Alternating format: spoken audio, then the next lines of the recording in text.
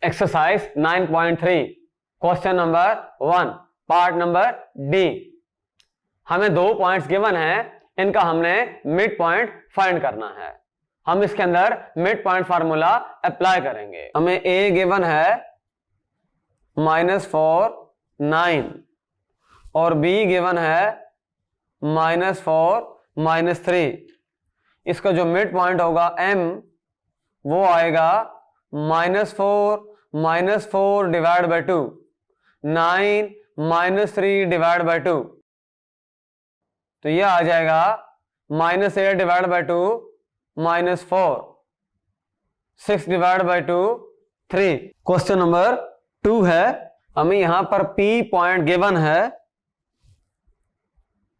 -3 और 6 और Q जो पॉइंट है वो अननोन पॉइंट है, यानी फाइंड करना है।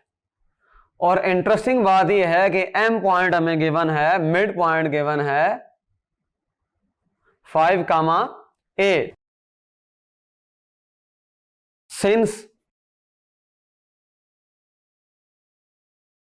is midpoint of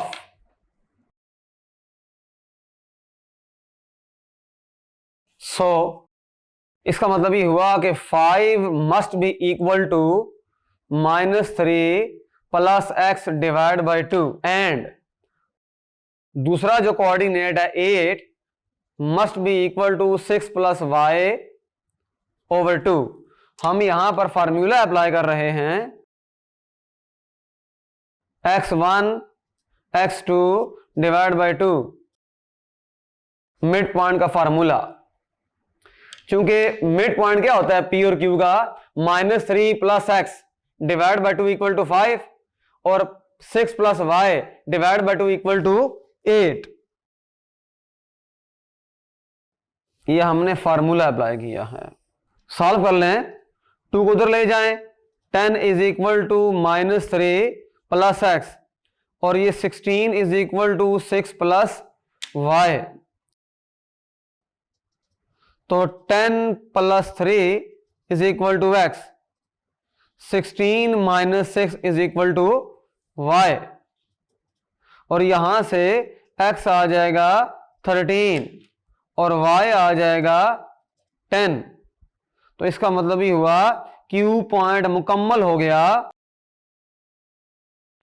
question number 2 के अंदर हमने मिड पॉइंट का जो फार्मूला है उसको रिवर्सली यूज किया है, इन रिवर्स वे।